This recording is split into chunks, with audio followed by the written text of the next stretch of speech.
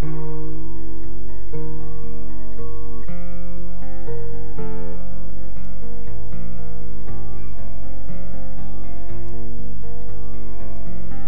the grandest of ladies, and still not that old. She's just gray at the edges, but years do take toll. But she's just as good, boys, as she used to be. Many long years ago, you can take it from me.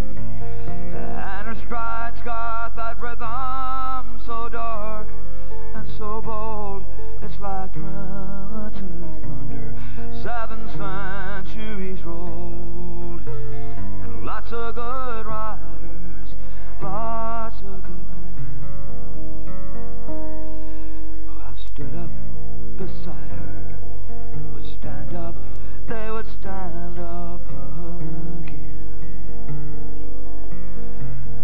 They would stand up again, just to see she's the grandest of ladies.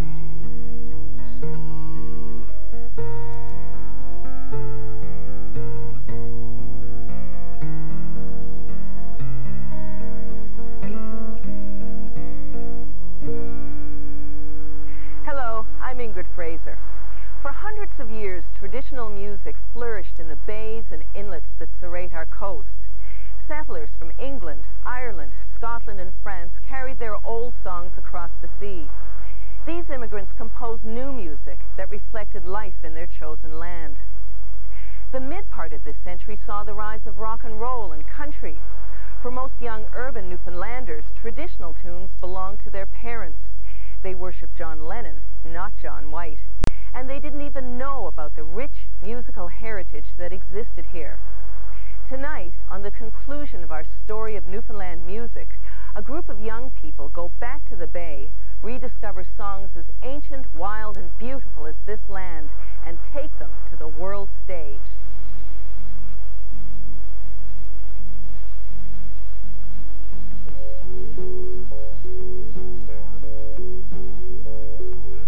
The early 70s and mid-70s saw a tremendous resurgence of interest in Newfoundland culture and in taking pride in being a Newfoundlander. And that's when Codco came into being, and a lot of visual artists were being recognized, and musicians as well. It was a very important time. I guess you could say it was the Renaissance era for Newfoundland culture. And I'm speaking for culture. When Newfoundland was kind of bursting at the seams, trying to find an identity that wasn't, you know, little Newfies kind of thing, you know, and cute little, you know, folkloric things. We were struggling to trying to find our voice, and it was really, really strong. Newfoundland, Canada's happy province. There was a sense that Confederation 1949 was day one in Newfoundland, and everything that came before was negative and bad, and the bad old days and so on. And after 20 years of that, I think people began to realize that maybe everything that came before wasn't that bad. Maybe what the intervening 20 years weren't that good either. Oh, but you know, it's not just an idea, it's a reality. Yes. You had the LSP Hall thriving, you had, you know, the Mummers, you had Codco, you had so much going on in theatre and music as well that did not rely on outside influences. It was ours.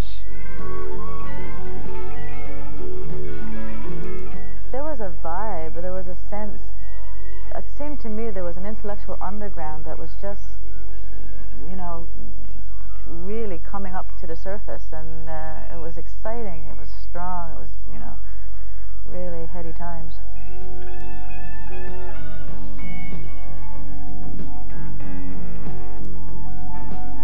Down, down from your mountain of ego, where sorrow was never before.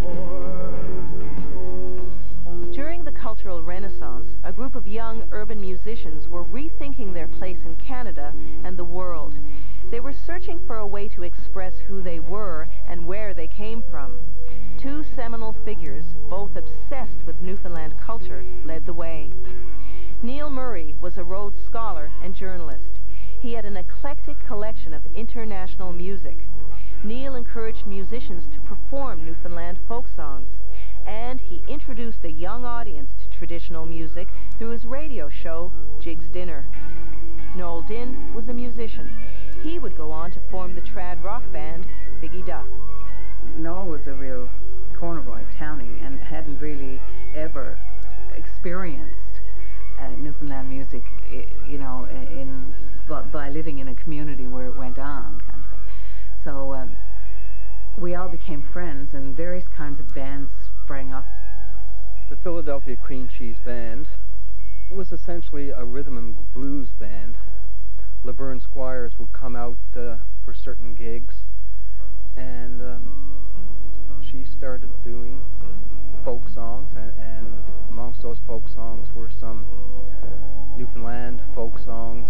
I remember in particular a song called Who Was at My Window Weeping.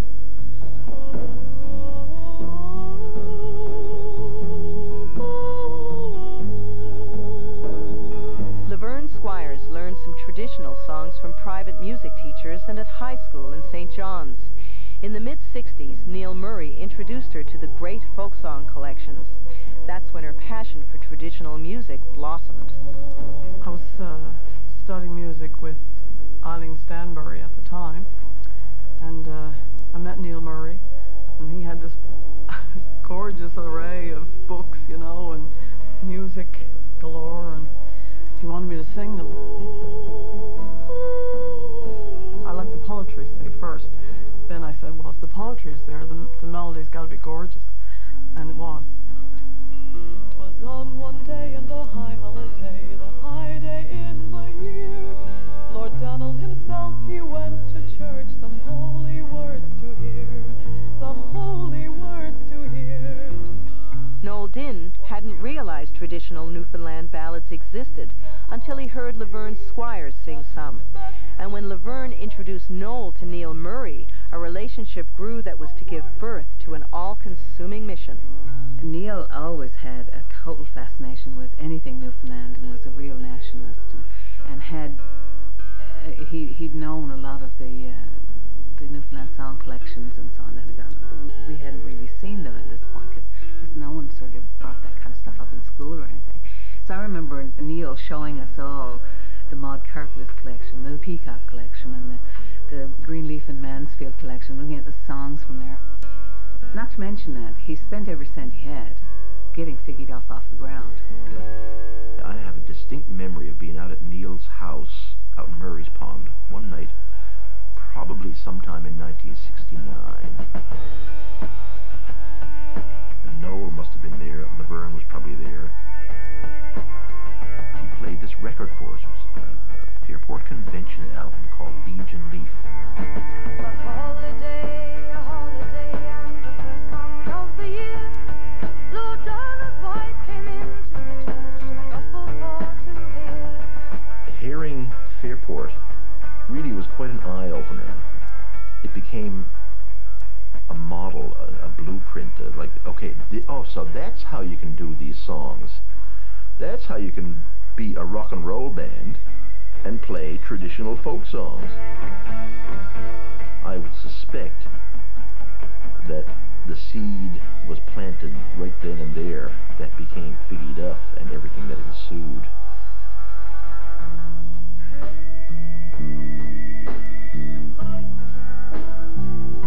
But in 1969, putting together a Newfoundland trad rock band was well down the road.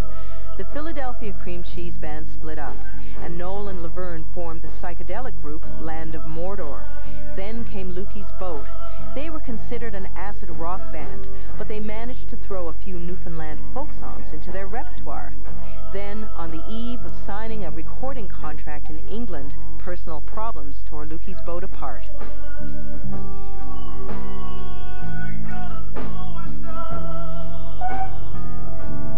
It just sort of wallowed in the wilderness for a while, but it really came to a head, I guess, in 1975 in January, when we got together, myself and Noel and Jamie Snyder and Phil Dinn, to do a show with Codco at the Arts and Culture Center. We did all traditional music. Come and I will sing you. What will you sing me? I will sing you one note. What will the one be? One lived all alone, far from Marcel Viso. Come and I will sing you. What will you sing me? Biggie Duff was born. The band went through several incarnations, including one with Anita Best. By the end of 1975, their lineup was set, with Noel Dinn, his brother Philip, Dave Panting, Kelly Russell, Art Stoyles, and Pamela Morgan. One lived all alone, far from Marcel Viso. We wanted to de-ghettoize, I guess, if you can use that word, Newfoundland music. And we wanted people to hear and understand and take pride in the old songs and do them in such a way that younger people would become interested and try and get it out and try and dispel that Newfie myth. A sailor courted a farmer's daughter who lived convenient to the Isle of Man. They, in a way, were discovering a culture they didn't know about. You know, they started, in fact, a whole tradition of rock musicians going out into local communities all over this province and meeting people who could sing and then recording them or taking down their songs. And they started a whole new revolution of the wheel of collecting local folk songs. And out of that, one of the best collections of Newfoundland folk songs we have is Genevieve Lear and Anita Best's Pam Morgan's book called Come and I Will Sing You, which was really based on their field trips as local musicians trying to learn new old songs in the 1970s. From the Peacock collection, we got the names of the singers and the places they came from and went to the communities. And I can't believe, you know, when I look back on it now, how brazen I was. I mean, because I used to just go up and knock on the door and say, excuse me, does so-and-so live here? Or who's the best singer in this community? And things like that. We went out, you know, looking for these people who sang the songs, and we found them. In the 18 years they were together, Biggie Duff produced 4 albums. They moved from creating rock arrangements of traditional tunes to writing original material. Biggie Duff raised an awareness of Canadian Celtic music that would open doors for future bands such as the Rankins and Great Big Sea. Don't have to hide away your head. I think Newfoundland owes Noel Dinn a huge debt. I mean, Newfoundland music in particular. I never would have had the determination and drive to keep it up like he did. I was following, and we all were following this, you know, dictator, you know, this leader who just had the strength and perseverance and the vision to make it happen.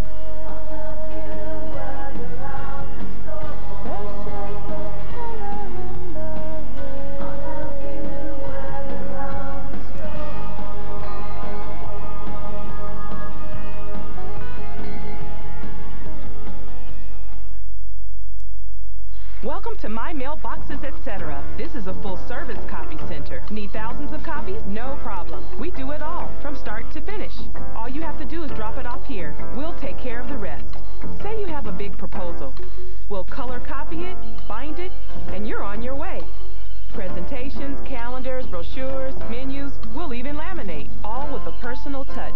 Can your copy store do that? 250 locations across Canada to serve you. This is our famous Whopper. This is not. This is what you've come to love us for. This is not. This is delicious. And so is this.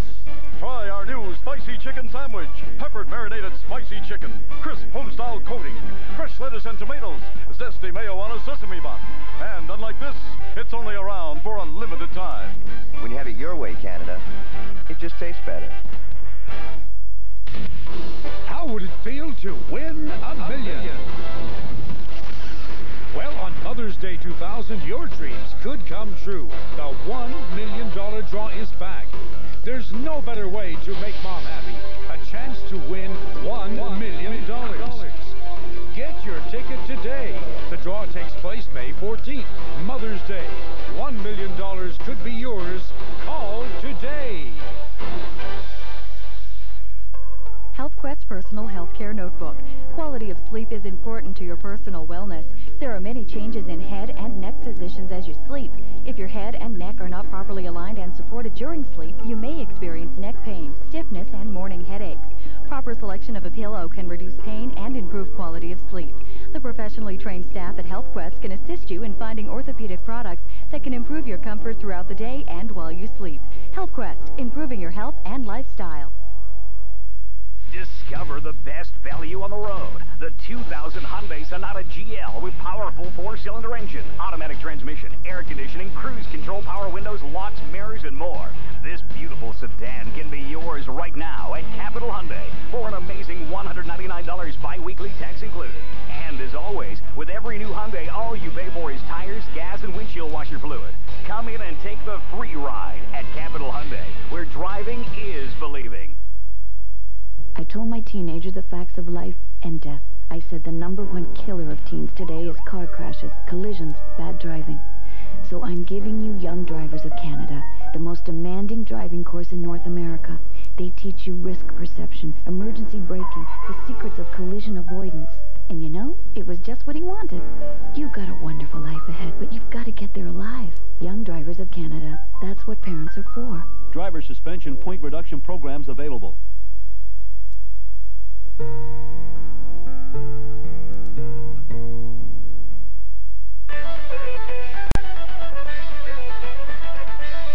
Other young musicians were trying their hand at trad rock.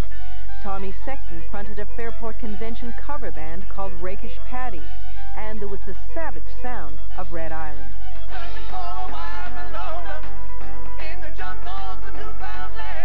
They were a loud, aggressive trad band who liked to make noise and have fun.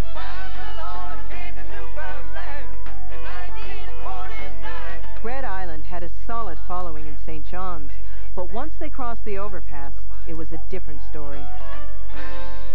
We'd go play these bars out around the bay, and the place would be block solid. And after the first set was over, there'd be about 20 people left in the bar. You know, they all get up and leave, and it's like go down the road somewhere. You know, it's like to the other bar where the country band was playing. You know. You may talk of Claire and Nolan's baller and anything you choose, but it couldn't hold a snow box to the free and Calagoose. Figgy Duff and Red Island may have had trouble gaining a following in rural Newfoundland, but the reverse is certainly true for the wonderful Grand Band. Berkshire Rye, tart wine, cherry wine, and turpentine, jobs and cavalances, ginger beer and tea, pig's meat, cat's meat, dumplings full of finishing, dandelion and cracky soup of the Calagoose worry. I don't think we ever had an unsuccessful booking. Humor played a big part in it, and the fact that we didn't take anything too seriously, and it was a rockin' good band. You know, you could dance to it, and you could tap your feet to it, and you could sing along with it. It was a show, as opposed to a band in a bar. I remember being in Toronto and getting a call from Sandy saying, you know, we're going to try and write a TV show with Greg and Mary, and do you want to come home and work on it? And we'll get a band together, and we'll have a show.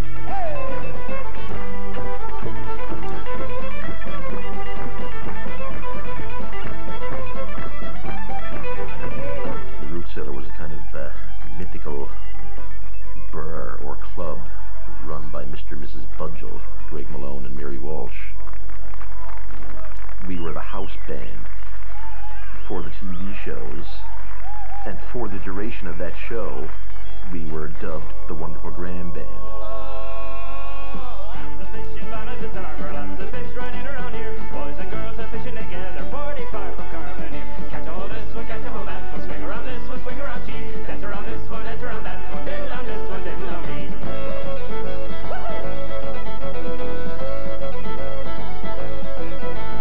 Once the shows were taped and over with, well, we had put in so much time and had by now, you know, a fairly decent repertoire of Newfoundland fiddle tunes and Ron Hines songs. So we decided we might as well continue on.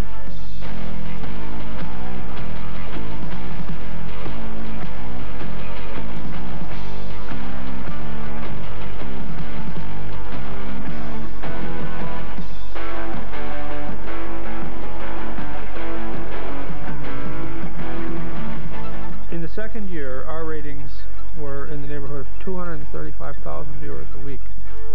In a province with a population of about 500,000, that's a very, very respectable number. As a matter of fact, I don't think there's probably ever been a number that would come anywhere near that.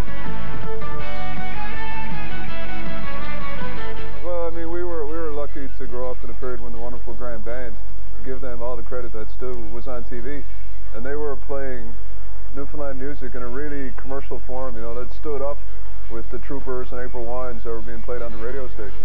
So you had this wicked positive reinforcement of Newfoundland music. By the late 1970s, young trad rock bands were traveling Canada, Europe, and the United States. Although some older singers and players began to appear at folk festivals, most stayed in their kitchens and carried on a more private, community tradition. But 3 became beloved mentors. Rufus Ginchard is a very important person in the Newfoundland music scene. Fiddle playing kind of died out in Newfoundland throughout the 1950s and 60s. Prior to that, I mean, a lot of people played fiddle, played accordion. This was the form of entertainment years ago. But when rock and roll music came in and country music came in and radio and television and all these different influences, people tended to cast off their fiddles and accordions, didn't play anymore. And there's a few key people, such as Rufus, who kept playing through that time.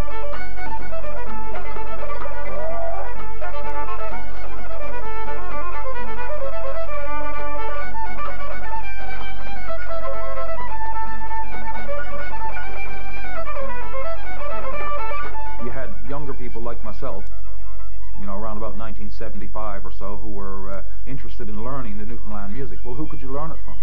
There were no recordings made of a lot of these musicians. So someone like Rufus, who was, you know, at least 2 generations older than me, that was a gold mine for me. If he had quit playing, you know, that source of music just wouldn't have been there. Great, got it.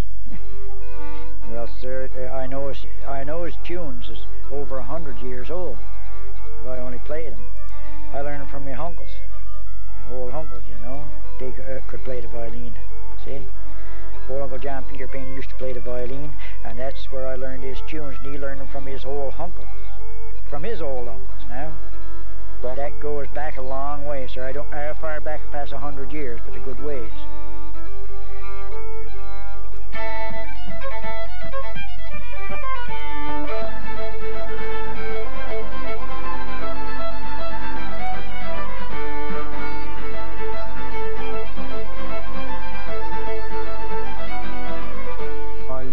See him somewhat as a representative of that generation of Newfoundlanders who were really the keepers of our cultural heritage, you know, in his case particularly the music. But I mean, there were people in all these communities who kept like the tunes, the dances, the stories, and the songs. These people, they weren't recorded in the history books. We never learned about them in school.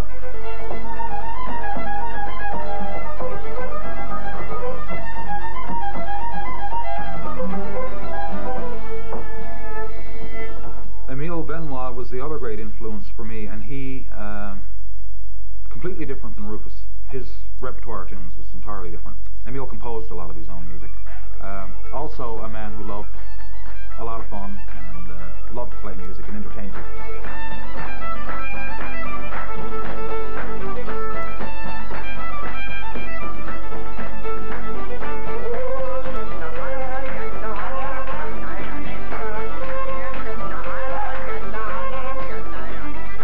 Around, he'd get up to all kinds of antics, you know, playing the fiddle and on his back. I saw him actually do a somersault one time and land back on his feet, and he never missed a note of the tune. It was amazing.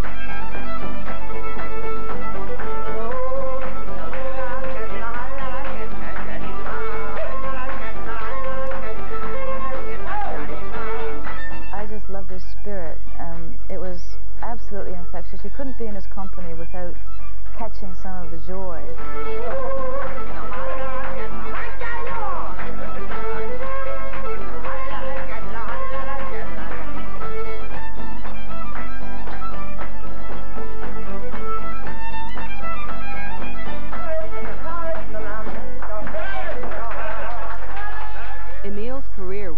remarkably like Rufus Ginshirt's. The fiddler gained prominence in his 60s. He made lasting friendships with Kelly Russell, Christina Smith, Pamela Morgan, and other young musicians. Emile took his music to Europe, across Canada, and into the United States.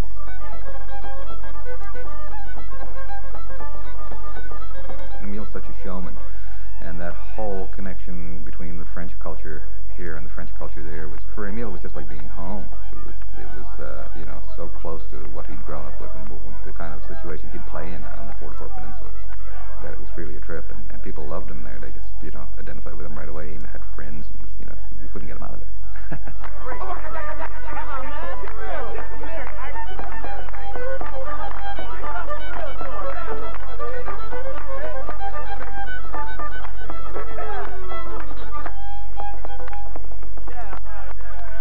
Some of the tunes he had were, you know, bits and pieces of traditional tunes that he would put together, and he'd put his own name on it.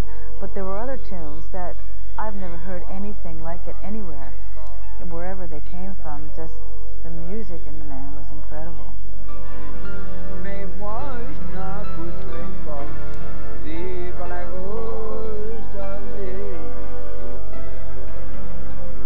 Rufus had passed away, and then a little while after that, Emile passed away.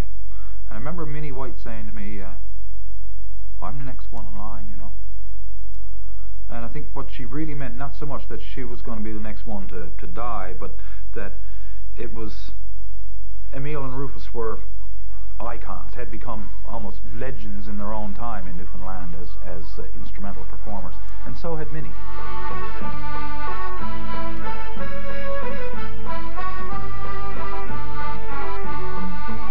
I was 8 years old, that's when I was in Baysferry, in Alvin. I got interested in accordion on account of my father used to play the accordion, and I liked the accordion. I liked all kinds of music then, but I seemed to take the accordion more so than anything else.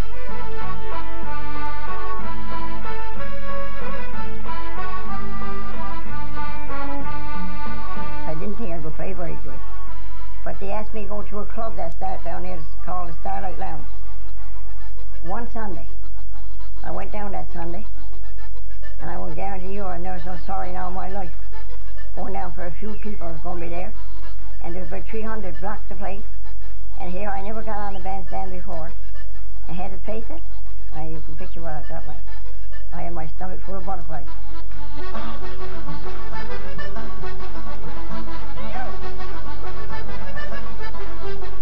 As soon as we started to play, the people blocked the floor. Well, that was a little bit of encouragement. I figured that when they're not going to look at me, they're dancing. I went back the next Sunday, and I ended up there 13 years. It was quite different, because here's a woman that you had a hard job to get out of the kitchen, and convinced that she really do play well. And then to go into a club, and there she is being the boss of the band, and they frightened to death of her. They better not screw up. She fronted the band, she called the shots on what she wanted to play, she wrote her own music. Oh yeah, that was something else.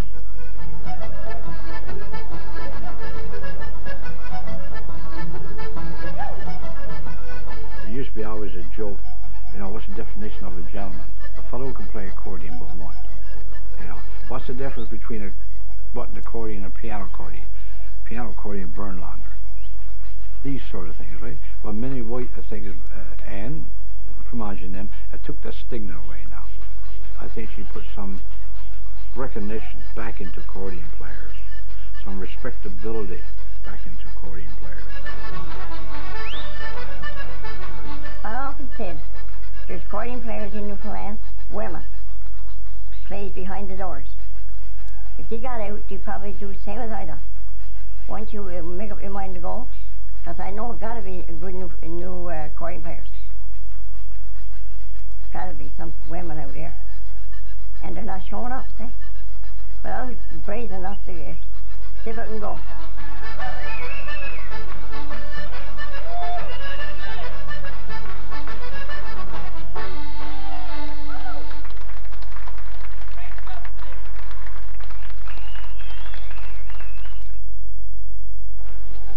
Hi. What's this? I bought them today. It's the Canadian legal will kit. We have to write our wills, and this kit tells us exactly what to do and how to do it. It's great. Young or old, married or single, widowed or divorced, everyone needs a legal will. Because without a legal will, the government can decide who gets your estate and who will be the guardian of any minor children. We wrote our wills quickly and easily with the solicitor-approved Canadian legal will kit. It was so simple. We just filled in the blank spaces to make a will that's legal in all provinces. It saved us time and money on legal costs, and we didn't need a solicitor. We now know how to change or revoke our wills at any time, and more importantly, we have peace of mind knowing our family is secure. Don't risk your hard-earned estate. Have your final say with the Canadian Legal Will Kit. It's only $29.95 plus postage. Call National Direct now. Write the number down and have your final say. Order yours today.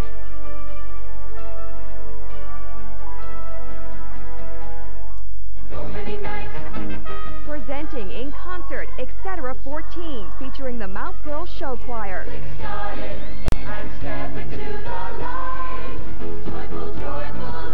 Come join us for a musical evening of song and dance with the show choir that's entertained you during some of the province's biggest celebrations. Etc. 14, on stage at the Mount Pearl Glacier, May 9th through 13th. Tickets on sale daily at the Glacier box office. Hi, I'm Debbie Cooper. At Here and Now, our job is to inform, not just to tell you what happened in Newfoundland and Labrador, but to celebrate and explore our cultural life. On Friday nights, we bring you Art Space with Ingrid Fraser, your window on the arts. Our producers and journalists make sure you can rely on us for information that is relevant, stories that are insightful. Join Doug Leto and me for Here and Now. It's more than just a newscast. Wherever you wake up in Newfoundland and Labrador, CBC Radio 1 is there for you. Good morning and welcome back to the West Coast edition of the Morning Show. Good morning, I'm Ray Prue and survival information from our network of morning shows. You're listening to the Morning Show from CBC Radio 1 and weather forecast for the East Coast and Central Newfoundland. Good morning, everyone. Welcome to a Labrador Morning on CBC Radio 1. I'm Cindy Wall in Happy Valley Blues Bay. In Maine, the Upper Lake Melville area, and the Colvick, Hopedale, Postville. Westerly winds 40 to 60, gusting to 90 along the coast and central Newfoundland. Fair driving conditions reported on the Burgeo Highway this morning. Your community, your province, your morning covered. CBC Radio 1, news and more.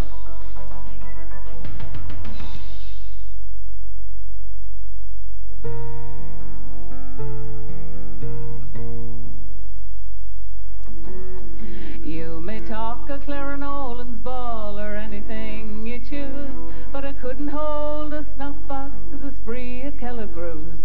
Newfoundlanders have always been topical in their songwriting, as is almost all traditional music. And they've written about specific events and specific people and times and so on. And I'll tell you boys, we had a time at the Kelligrews soiree. Not just the singing tradition, but I think the songwriting or the song-making tradition is still pretty strong as well. Well, Crooked Flavin struck the fiddler, so a hand I then took in. You should see George Clooney's beaver hat and it flattened to the rim. And Hogan's coat was like a vest, the tails were gone, you see. Says I, the devil haul ye in your Kelligrews soiree. John Burke was, in his time, the most successful impresario in St. John's. Year after year, from the 1890s till almost till the time he died, he put out books of songs, mostly of his own creation. Songs that may have been out of the whole cloth written by John Burke, or may have been cast as a parody of some other popular song. He'd find something in the news, and then he'd turn it into a song. As I sit here alone by the fire, many strange fancies my mind often fills. So I said, why strike off that new bars, Maggie, of your dock near the old Southside hills. Some of his songs, because because they were distributed as these songbooks or as little sheets of what we call broadsides, little sheets of paper, perhaps 5 or 6 inches wide, 12 inches long or so, he'd sell these on the street or hire little boys to sell them. Because they were distributed that way, sometimes they travel long distances, and some of his songs have in some sense gone underground for the 60 years or 80 years since he wrote them. And one example of that is the song Harbour Grace Excursion, or Excursion Around the Bay. Well, it was on last Monday morning, and the day been calm and fine, to the Harbour Grace Excursion with the boys to have a time. And just before the sailor took the gangway from the pier, I saw some fellow haul me wife and put her to volunteer. When you're younger, you might have heard a cousin or an uncle sing this song that really stood out in your head, and then you just got to sort of, just prod back and search it out again. And that's indeed what's happened with Excursion Around the Bay, which I remember Gabe Houlihan singing from I was young as 7 years old. Oh me, oh my, I heard me oh my cry. Oh me, oh my, I think I'm gonna die. Oh me, oh my, I heard me oh I say, I wish I'd never taken this excursion around the bay. Hey! In 1967, a young singer-songwriter made his own excursion from the Bay, and Ron Hines would later play Johnny Burke in a stage production called The Bard of Prescott Street. Now regarded as Newfoundland's premier songwriter, Ron polished his skills acting, writing, and singing in the cooperative theatre movement of the 1970s and 80s. The new Bard had arrived. To my mind, he follows directly in the tradition of St. John's songwriters that Johnny Burke formed a part of. And Ron is the modern day sort of continuance of that Johnny Burke songwriting tradition, you know? Johnny lives on a farm, on a far distant place. Take off your shoes, stay out of. I've always thought that growing up here in this community kind of made me the kind of writer that I am. It colors everything that I do.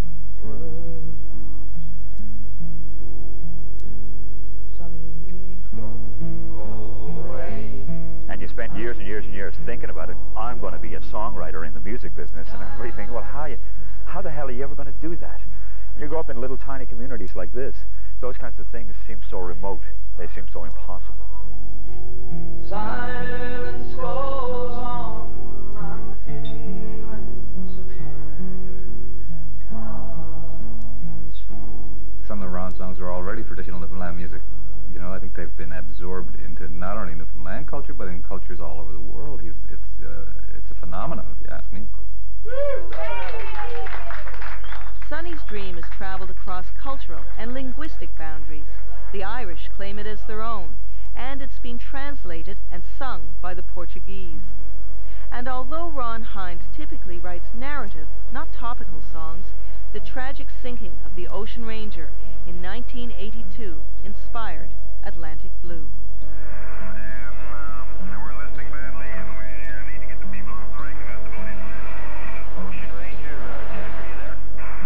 Bodies have been spotted in the water, but there is no indication at this time as to whether there are any survivors. What color is a heartache from a long lost at sea? What shade of my morning never fades, but lingers to eternity?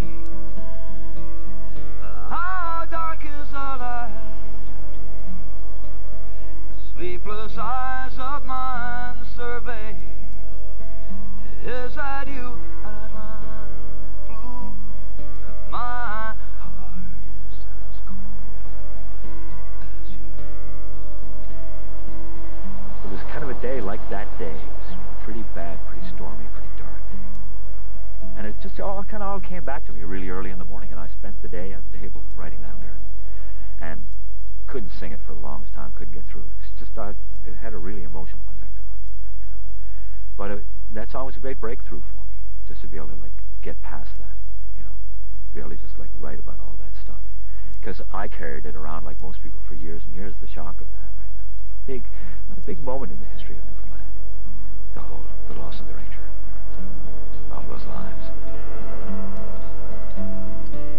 I lie awake in the morning as the waves wash on the sand.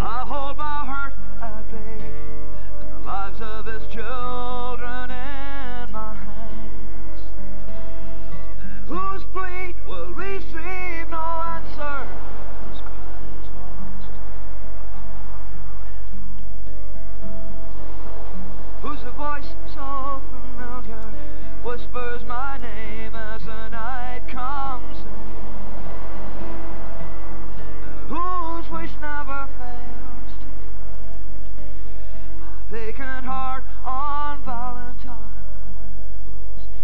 Is that you? And I'm blue. My heart is as cold. My heart is as cold. My heart is as cold as you.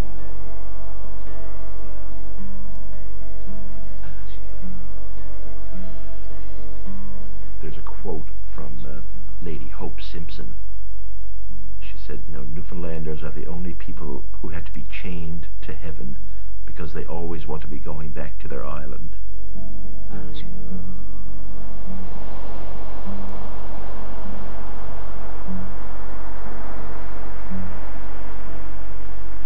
That sense of place is a recurrent theme in Newfoundland songs. It's rooted in a love of home that's regional by nature, but universal in its appeal. Whether singing about the beauty of the land, the warmth of the people, or the politics of the day, our songwriters reveal Newfoundland to audiences at home and abroad. Just to wake up in the morning to the quiet of the cove and hear Aunt Bessie talking to herself. We're believers that you got to stay, you know, connected to family and to home and to community and to nature. I have to get in the woods. I have to hear the waves on the beach, and I've got to hear the wind blow the leaves, and I got to hear a brook rattle on a regular basis, not just a Sunday afternoon walk. It doesn't do it, doesn't cut it. Almost every day of my life, I have to go and do that. How can I leave those mornings with the sunrise on the cove and the gulls like flies surrounding Clayton's wharf? Expatriate Newfoundlanders desperate for a taste of home are transported by the lyrics of Buddy What's-His-Name and the Other Fellas. Lyrics that speak of the people and places they've left behind. Some go to where the buildings reach to meet the clouds, where warm and gentle people turn to swarming faceless crowds. So I'll do without their riches, glamour and the noise, and I'll stay and take my chances with those saltwater joys.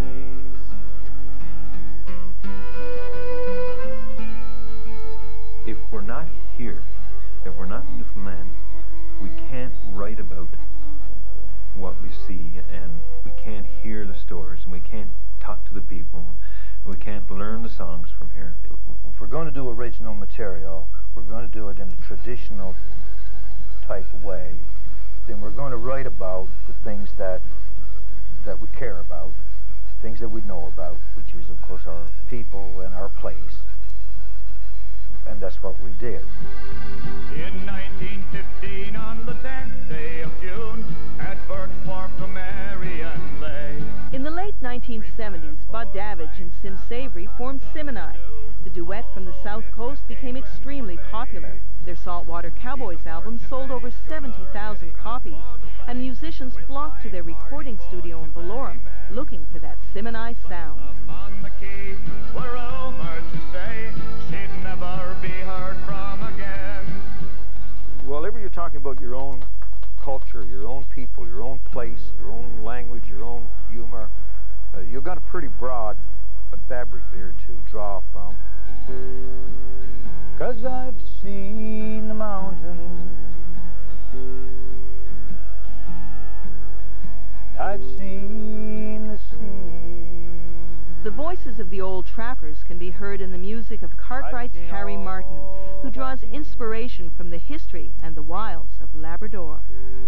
And lived a life that was free.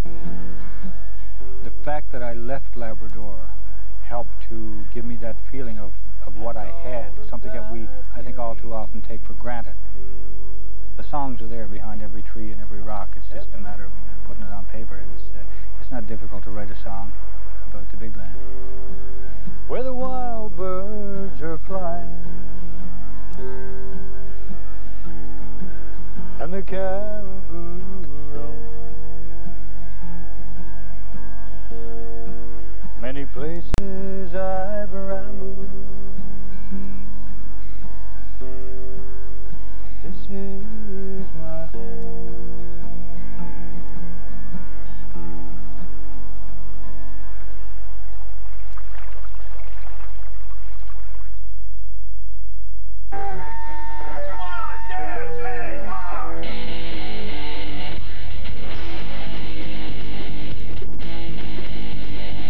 What's your thing?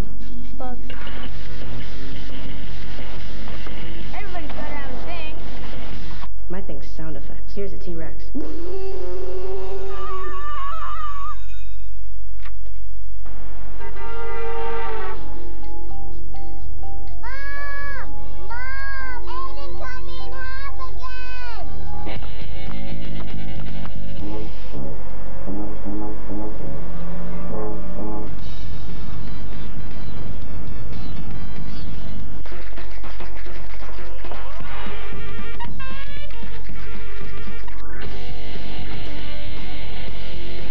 Nobody's good at everything.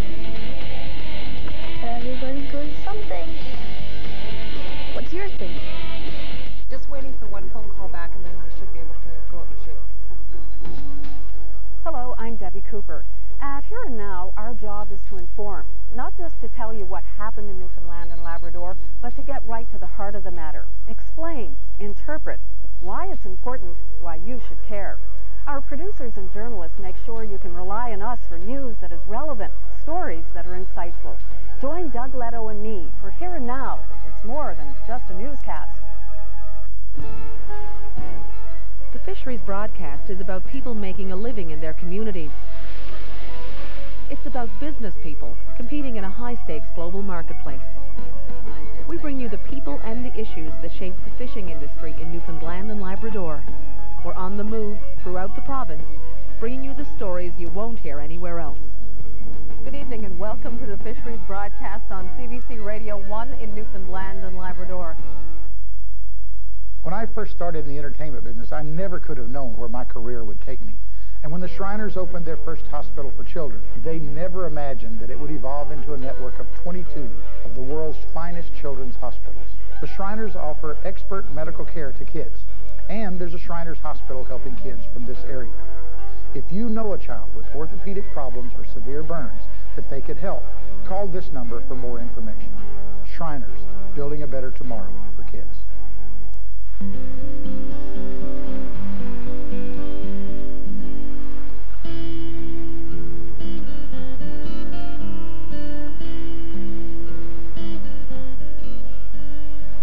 Start your weekend with Land and Sea, Fridays on CBC Television.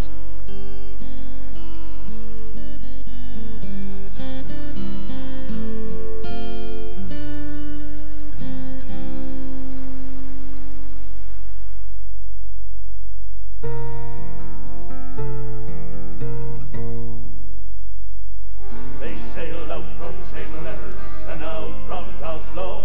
They steamed across the bay with their houses in tow. If Biggie Duff opened the doors for Celtic music in the 1970s and 80s, then the Irish Descendants stepped through in the 90s. The final decade of the century saw the East Coast music industry blossom.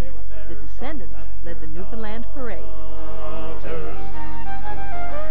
For us, initially, I mean, no one knew who the hell the Irish Descendants were, but we had sense enough to you know, write the record companies, and fortunate enough to meet Sam, the record man, and when we did finally get an opportunity to play in front of these people, the crowd were out, and it was exciting times, and we excited those people, and subsequently we built relationships on that. In the merry month of June, when from me home I started, left the girls in tune, so sad and broken hearted, saluted father dear. You know, I became familiar, acquainted with the O'Briens and the Irish Descendants, and a fella called Coolin, who's retired now, was head of Warner Brothers, and he wanted to sign this group very, very much. And I said, well, you know, I'm not quite sure. I said, you know, I'm going to St. John's, you know, we're going to have East Coast music and such like, and we'll get a hold of O'Brien's boat, which is get everybody on the boat, and they won't get off the boat until they sign the contract. Well, that's what happened, believe it or not. You know, it's so far-fetched when you think about it.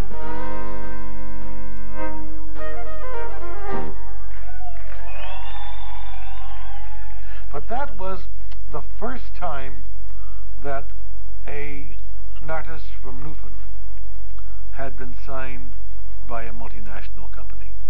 And I think that's sort of a landmark. And of course that same company signed Big C, and all these things are doing well. And the winner is the Irish Descendants. Yeah!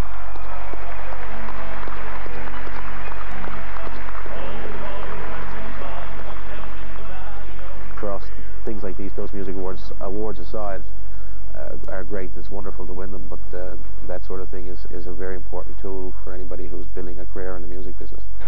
Tell you what, I'll give you a deal. What? $20, you can have a CD, no problem. Everybody's, oh, East Coast music. You know, it's great. Where was it? Well, it's always been there. You know, this talent has always existed. In the last 10 or 20 years is when the record companies found out that they could make money out of it. Suddenly everybody's, oh my God, where's this talent been? The winner is Great Big C, Luke.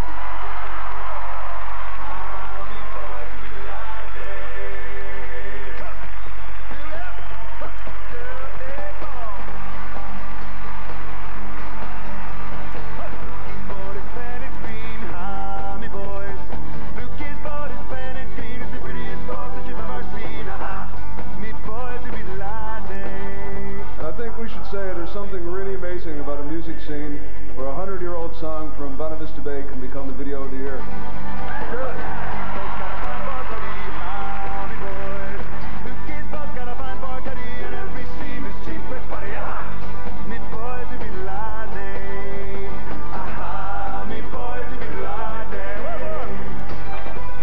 I think the biggest thing for down here is the people here in Newfoundland have to realize, as regional as their music is universal.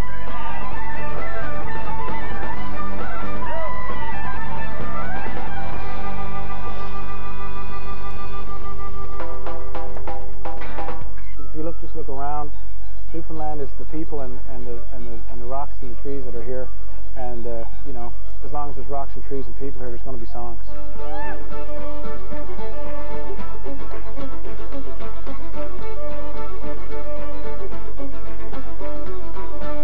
Traditional music too is one of those things that its death has often been reported, you know. As long as there's two Newfoundlanders left on the island, one is a performer and the other one is an audience. So I think the fact that the music isn't homogeneous, the fact that it's always changing, that it's been evolving for 500 years, so you can't say, okay, this is traditional music, now we're going to put it in a museum and we'll all admire it, you know, then it's meaningless. What's allowed this tradition to thrive is the fact that it's kept growing.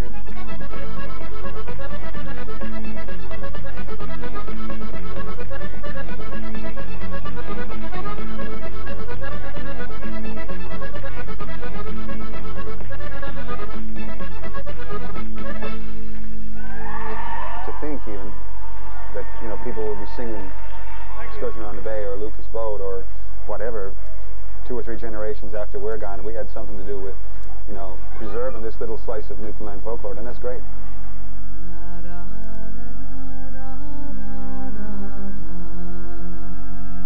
You remember the Jerry Squires painting where all the families on the edge of the cliff, and they seem to be looking at something. They're looking at you or whatever, you know. In the back of my brain, there's a whole crowd of singers. I mean, I can't see them as individuals, but I can feel their goodwill. I can feel that they're happy the song is being sung again or